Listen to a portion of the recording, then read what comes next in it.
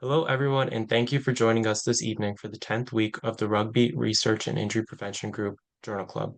My name is Philip Tessick, a sophomore at the University of Michigan, and I will be chairing the event this evening. We will begin with our first intern, Mina Ko from Lydian Academy. Mina will be presenting on sleep patterns and alertness in elite Super Rugby Sevens team during a game week. Mina, may you please share your screen? Are you able to see my screen? Yes. Still? Yes, looks great. Yeah. Thank you for the introduction. Good afternoon, everybody. Thank you for being here today. I'll be presenting a study that examines sleep patterns and alertness of elite Super Rugby players during a competitive game week. While we focus on training intensity, tactics, and nutrition, sleep is a critical yet sometimes overlooked factor into athletic performance and recovery. This study offers insight into how sleep is impacted during high demand periods and how it might affect a player's readiness. So, kind of, yeah, the researchers set out on three main objectives. The first objective was to quantify sleep behaviors of professional rugby players during both training days and game days. The second objective was to assess alertness and potential fatigue across the game week. And the third one was to identify any disruptions in sleep patterns that would be linked to training and competition schedule. Together, these goals aim to provide a clear picture of how external demands influence the rest and recovery in elite athletes. So the methods, there was a total of 36 players from a Super Rugby team, and they participated in the study. Each athlete wore a wrist activity device. It was called the Ready Band, which recorded sleep data over 7 days. So 3 nights before the game, a night of the game, and 3 nights following the game. The players were divided into two groups, so 23 who were selected to play in the match and 13 who were not. In addition to sleep monitoring, alertness levels were assessed using a validated biomathematical model, allowing researchers to evaluate functional readiness throughout the week. So the study produced several notable findings. Players selected to compete gradually increased their sleep duration in the days leading up to the game, and largely by extending their wake-up time. On game nights, sleep was significantly disrupted, players went to bed later, and overall sleep duration was decreased. 4 players did report no sleep at all the night of the game, and sleep remained limited in the days after the match, partly due to early morning training sessions on the second and third post-game days. Despite these disruptions, alertness levels remained above 90% for all players during training session and games. These results highlight the adaptability of elite athletes, but also raise important questions about long-term recovery and performance. The findings suggest several practical implications for sports practitioners. Scheduling training sessions in a way that supports adequate sleep might help sustain player alertness and overall performance. Sleep hygiene education, which is teaching athletes how to improve sleep quality, could be a valuable addition to athlete support programs. And consistent sleep monitoring can serve as a proactive tool for coaching and medical staff to better understand and measure and manage player readiness. So, based on the study results, the researchers make the following recommendations. They encourage players to maintain consistent sleep schedules, especially during the game weeks. They considered adjusting training times to ensure players have the opportunity for sufficient rest and recovery, and to leverage sleep monitoring technologies not just for data collection, but to develop a personalized recovery strategy for each athlete. In conclusion, the study reinforces that sleep patterns in elite rugby players are significantly influenced by game schedule. Strategic management of sleep through thoughtful scheduling and education and monitoring can help support better recovery and improved performance. Future research may explore how these approaches can be implemented over a period of time and how they affect both physical and cognitive outcomes in athletic performance in population. This is my reference. Thank you. Thank you very much for that amazing presentation, Mina. I'd like to open the floor to any questions or comments at the moment, or Dr. Lopez, if you have anything to add. I think everyone's who's been involved in sport or major competition knows about the stressors or the influencers and not allowing someone to go to sleep. I think what happens is that if I'm correct from the paper, they didn't discuss resolutions on the capability, right? They didn't discuss on how to improve sleep. So they did Yeah, not comment on that. they gave like recommendations. What were some of them? Because There weren't, or they gave recommendations like to they're like you should maintain consistent sleep schedule and change up the training times to so players have the opportunity for rest and recovery.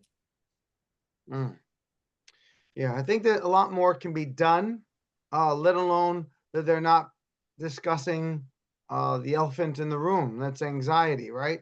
That's why we don't really sleep. We're stressed out about whether or not we're going to perform well. It doesn't matter how much you've trained, that anxiety always creeps in, right? I think everyone who's been in competitive sport knows what I'm talking about, or you have to perform. Even in the presentation here, you probably had anxiety or stress before presenting today, let alone following up Dr. Ligori, the keynote, blah, blah, blah. The point is, it still creeps in some capacity, and that needs to you have to find your own ways or methods of mitigating it, suppressing it. And then, like I said, maybe you need to do something different in your patterns to try to, help you get to sleep. I'm not saying it's going to be done. I'm not saying it's going to be easy. Um, I think a majority of my time in sport was probably just because of straight up exhaustion, passing out, and then maybe, and then, getting some sleep and then going to perform. Um, but I don't know if it was the best sleep. They didn't did they discuss interrupted sleep Not or that I just read. overall lack of sleep? Overall lack of sleep it was. So those are the details that you have to kind of look at, because I do think interrupted sleep is just as bad as no sleep. Right? You keep getting up in the middle of the night, trying to go to bed, trying to, go back to sleep. That also takes a toll.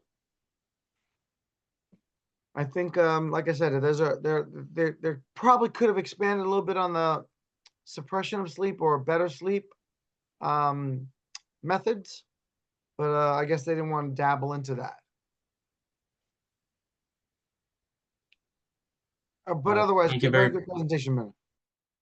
Thank you very much for the great insight, Dr. Lopez. We will now be moving on to our second presentation from our intern, Marianis Moquete from the University at Buffalo. Marianis will be presenting on sleep and performance during a preseason in elite rugby union athletes. Marianis, when you're ready, may you please share your screen?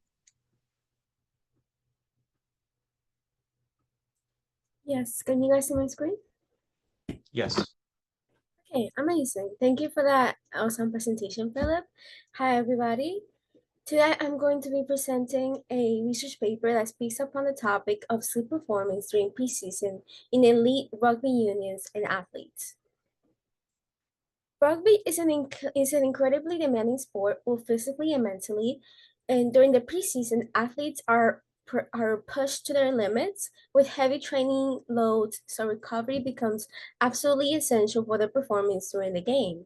This study looked at sleep as a recovery strategy, asking the quality and duration of athletes' sleep affects how it improved their sleep and during the intense training block.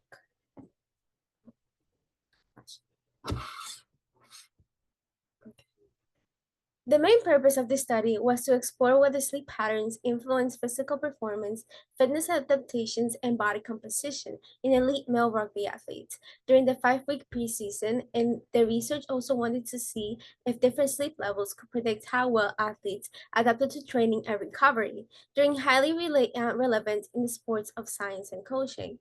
It studied body composition, fitness backgrounds, and strength and speed in athletes post and before and post training.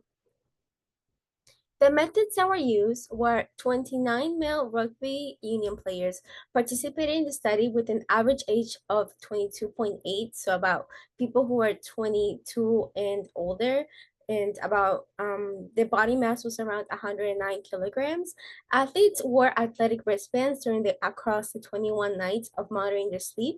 Physical training tests like 1 rep maxes, broncho endurance tests, spirit times, and skin folds measures were taken before and after preseason. The study also tracked training loads and wellness scores and blood markers to control the other variables that might affect performance. This study also tracked the axis of the role of sleep. Athletes were grouped by every nightly sleep. They were categorized in low sleep groups and high sleep groups.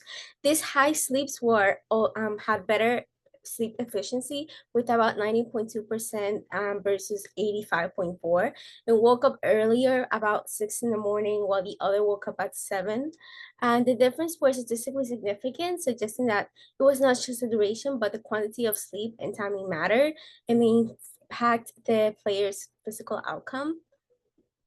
The key results that were found in this paper were that it makes a difference if the players sleep more, if they don't, in their physical appearance. One of the biggest physical appearance statistics that were found were the skin folds were reduced. Higher sleep players had a loss of skin folds of about 11.4 centimeters compared to athletes who had less sleep, who only lost about 6 meters of skin folds. And a significant difference was about a 0.2 in p-value, indicating a better fat loss for and improving body composition for players who got more sleep. And endurance was also tested with the Bronco test, with higher sleepers improving by 0.7.3 seconds versus low sleepers who only had 3.0 seconds grounded grouped. And it showed that it was significance by a p-value of 0.14. And it shows that players who had greater sleep had more strength and had greater sprinted speed, were able to jump higher than other players.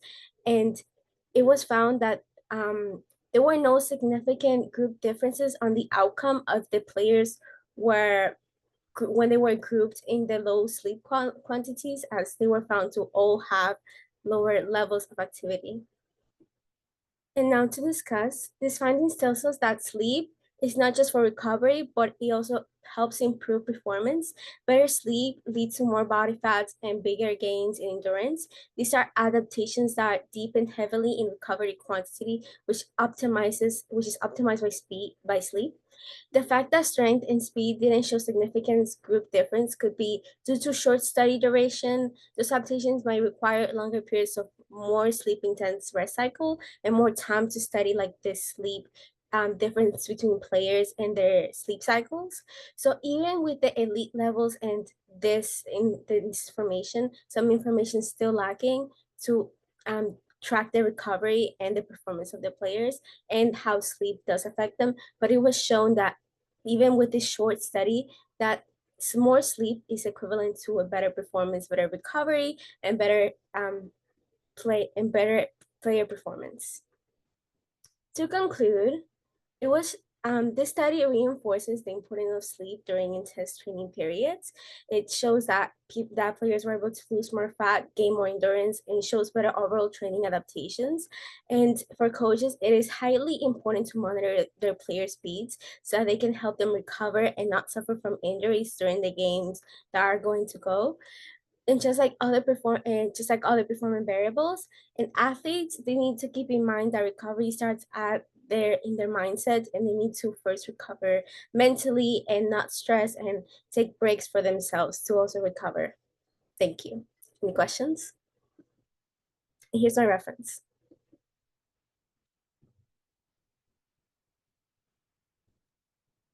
Thank you very much for that presentation, Marianas. I will now open the floor to any questions or comments from the team. Dr. Lopez, do you have anything you'd like to add? Marianas, I think you did a good job. And again, do you see what I was talking about at the end? The conclusion points. What is your take-home point? How do you improve sleep? It doesn't matter whether you're preparing for a final or whether you're preparing for a weekend of tournament. You still want to get some good sleep, right? So that you can perform better or even just function better, right? And I think, like I said, your concluding slide had those points of what they could improve, what you can change, or what they suggest the athletes could change to improve their sleep. And that's what I was asking for in the other paper, which they didn't really kind of allude to. Again, it's some of the same authors. It appears that Dunnigan was on both papers, but again, those take home points should be, brought home. Those are very important. I think when Dr. Liguori was talking earlier, how do you communicate your ideas? Listen, you're going to get dinged either way. You can be worried about how you're going to phrase it. You could be worried about including it. Put it in there. These are your suggestions, right? You're the authors on this manuscript, and you're trying to conclude something that gives insight that someone can take home and apply. That's all we're trying to do here in the big picture thing as well. Very good, Marianas. Very good job. Thank you, Marianas. We will now move on to our next presentation from intern Alexander John Luis of Syracuse University. Alexander will be presenting on sleep quality and quantity of Rugby Sevens players. Alexander, when you're ready, please share your screen. Thank you, Philip.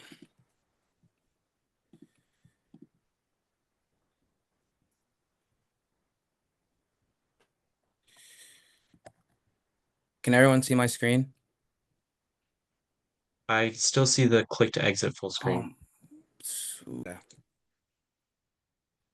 Hi, my name is Alexander Jean-Louis, and this is my presentation on sleep quality and quantity of International Rugby Sevens players during the preseason. So to give a little background information, we know sleep is a growing field in sports science. We understand how sleep impacts players, but we want to understand the why part specifically. And we want to understand how sleep influences performance in elite athletes during their natural environment. So not in some like laboratory or some specific location. We want to see they're in their natural habitat. Only one study has been done on this in Rugby Sevens, and it was done by a questionnaire. So it was kind of a subjective base. And we really want to get a more statistical analysis on the fact. So for preseason in rugby, it includes high intensity activities and low intensity activities in order to get them to familiarize themselves with the sport once again. So the aim of this experiment is to investigate the influence of training load on objective and subjective sleep measures among elite Rugby Sevens players during their preseason in their natural environment. So the subjects, there were 14 male international Rugby Sevens players in the French national team that were initially recruited for the study. Some of them were dropped from the experiment because either they had sleep apnea or they received jet lag because they were coming from another specific location that was far from where the site was happening. All players had at least 1 full year of experience in the World Rugby HSBC 7 series. And as far as the procedure goes, athletes were allocated to an ActiWatch Motion Watch 8, and the ActiWatch uses activity counts to apply published algorithms, resulting in a reliable and valid method for monitoring sleep. When players went to bed and were ready to sleep, when they turned the lights off specifically, they pressed an event button on the marker, which would start the certain segment, which was considered bedtime. And this would be the same for when they wake up. They would tap the ActiWatch and proceed with that. As far as our methodology, the preseason training took place in the same training centers in Marcoussis, France, for about a month and a half. The actigraph sleep assessment was performed on a daily basis to measure sleep quality, quantity from Sunday night to Friday morning. Players competed 2 4 training sessions a day from Monday to Friday, and the external load was recorded on a GPS, high speed, distance, and total number of acceleration and deceleration. Internal load was assessed to use session rating of perceived exertion, or SRPE, multiplied by the training duration of all sessions. As far as our interventions, every time during a field session, players wore a GPS, and each player wore the same unit for the total duration of the preseason. The RPE on a scale of 1 to 10 was used to quantify internal load and was collected and inputted into a mobile application within 30 minutes after each session. The RPE was then gathered by multiplied by a training duration to provide SRPE. For the nutritional aspect, each training day was and recovery. Each training day was followed by a recovery session composed of stretching, could be static or in foam rolling, and nutrition, a snack of 20 grams of protein and high glycemic index carbohydrates. And they used hydrotherapy, which is just either a cold bath or a hot bath. And no training camps took place during this period because they were supposed to do it in their homes and in their natural environments. For our statistical and data analysis, the highest and lowest cumulative weekly training loads were used and during the observational period for each player and for each variable. For the statistical analysis, they used effect size and confidence intervals in order to measure the difference in the mean sizes practically. And for our effect sizes, trivial amounts would be 0.2, small amounts would be from 0.2 to 0.6, moderate amounts would be from 0.6 into 1.2, and so on and so on. For the confidence interval, the overlap, if it was between positive and negative, the trivial values were deemed unclear, and clear correlations were interpreted as trivial 0 to 0.1, small 0.1 to 0.3, and so on and so on. For our results, there was a small decrease in onset time in regards to the highest and lowest SRP training load week between the highest and the lowest. There was also a small decrease in wake up time and get up time, and a small decrease in total sleep time and fragmentation index. There was a moderate decrease in bedtime and sleep onset time and subjective sleep quality. There was a likely small decrease in wake up time and get up time between the highest and lowest total TEC load week. For a high HSD, there was possibly small decreases in found in wake up time and get up time and subjective sleep quality between the highest and lowest training load weeks. And measuring acceleration and deceleration, which is measured by this graph right here in the top right. They highlighted very moderate decrease for bedtime and sleep onset, a likely small decrease in subjective sleep quality, and possibly a small decrease in wake up time and get up time between the highest and lowest training load weeks.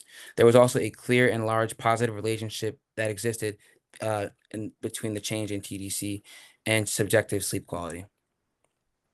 For our discussion points, sleep quantity, and subjective sleep quality deteriorated during the week of the highest training volume.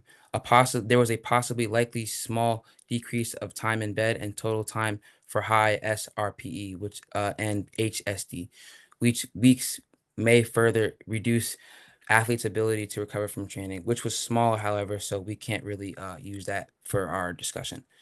No meaningful changes in the objective sleep quality indicators for external load during the period of high training load, and there was a poorer sleep quality and quantity among Rugby Sevens players than recommended value.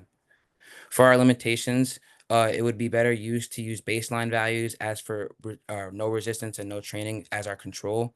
We also did not record sleep during the weekend because the experimentists were just not asked to not record during the weekend because they wanted to give the rugby players a little bit of space. And there was a small sample size, which was about seven rugby players. So if we could use more players to increase the experiment odds, that would be also great. For our conclusion, this study shows that elite rugby sevens players fall asleep and wake up during the highest load week of the preseason. Sleep quantity and subjective quality deteriorated during this period. To avoid excessive fatigue due to restricted sleep, adaptation in their training schedule is needed during high weekly training loads to promote sleep extensions, which might be beneficial for training efficiency and recovery. These are my references, and if there are no questions, thank you. Thank you very much for that presentation, Alex. I'll now open the floor to any questions or comments. I guess I would maybe want to start with a comment actually that you included with your limitations at the end, where you mentioned that data was actually not collected over the weekends, which I thought was very interesting and can potentially be a large limitation because as opposed to the lifestyle of many people who, for example, work a 9 to 5, a professional athlete really does not have uh, much of a distinction between the weekends and the weekdays because they're always needing to take care of their bodies. So I thought that was interesting that we don't have data for the weekends and how the players are sleeping and recovering during that time. And I think that's a very interesting part of that study. But as you mentioned, that was just a limitation to the methodology based off of wanting to give the players space and collecting the data ethically to the best of their ability. If there are any other comments, or Dr. Lopez, do you have anything to add? No, unless Alex, did you want to comment on that briefly or at all? Oh, yes. Well, basically what he said was entirely true. So with them not over the weekend, we couldn't really measure what their sleep schedule was like. For all we know, during the high volume of training, they could have had a lot more sleep during the weekend, which could have skewed the results a little bit. So really, it's an unknown. Yeah, I think that was kind of unique in the study. I picked that up right away when they said that they didn't collect the data over the weekends. Um, you know, I do understand, they were trying to give the athletes a little bit of space. What was the entirety of the length? It was over the whole season or the whole HSBC 7 series or It was this study was during the preseason, so before the the season was starting. preseason? How many weeks did they conduct it for? I'm not sure. Oh, this was about a month and a half, so 6 So, weeks. right, 6 weeks, right? So that's what I was trying to say. I mean, you know, as we discussed, players are playing, whether they're playing in the 7 series, only kind of now are they really sub-specializing as sevens players. Most of these players probably play for 15s or maybe play for another. So they didn't comment on any of that. I kind of find that unique. I think we discussed this overall, and Linnea probably remembers me discussing this last year. These players are playing as much and as often as they can uh, to their perception to be as in fit shape as possible. But we know that that's deteriorative to their production or performance. We know that they're going to pretty much peak and then they're going to plateau. I just think that not understanding, they did it just for the preseason. They didn't comment on whether or not they came right off of a season. There's a lot of variables with that study. I mean, it's a good preliminary study, but a lot of, they should have probably discussed that in limitations minimally, that they didn't know if the athletes came from other rugby seasons. Maybe you get what I mean? Because I know for a fact that they're going back and forth, and they're playing in not only for their country on the national team, but they're probably playing, excuse me, in another season or another venue or another conference, right? Got to pay the bills. So I know that that's probably particularly for European rugby players and overseas rugby players, because the Oceania rugby players are all playing in the European circuits and then also playing in their circuits, but not as frequent as they would like to play in the European circuits because they get paid more. Definitely. This comes down to money, but again, I do think that they're playing probably more than they are alluding to. And I was kind of surprised that they did in the preseason. They gave them time, a real, challenge would be to look at it during season. Now, the reason they discussed the training loads, anyone? Bueller, anyone? What were we talking about over the year about the training loads per se? Or Liana, maybe if you remember from last year, what's the point of the training loads? I assume they train extra in the preseason to get ready for the season, and then they kind of knock it off during the season so that they play, and then they like rest after that. To max out their workloads, right? To max what it would be like playing during the season, right? I think that's a major limitation. I think teams, and you know it more, everyone knows it as probably preseason scrimmages, right? Preseason games, preseason matches. By having those, you're mimicking what the workload would be during the season. That's why they emphasize that, Alexander. I know Alexander didn't get a chance to really understand that yet, but that's what they're alluding to, right, Alex? They want to make sure that they're maxing out their workload of what it's like to maybe go head to head France versus England, like just occurred this past weekend, or sorry, France versus New Zealand, sorry. Which is a very heavy duty match, But anyway, like I said, they were trying to max out the workloads. That's what they were talking about when they're talking about heavier training loads, everyone. They're trying to max out the workloads or mimic what it would be like during season. And that's very important, I think, a limitation. So, good job there, Alex. Thank you for that insight. Anyone else with a question or a comment? No? There are no further comments. That is going to conclude week 10 of the Rugby Research and Injury Prevention Group Journal Club. We thank you all for attending.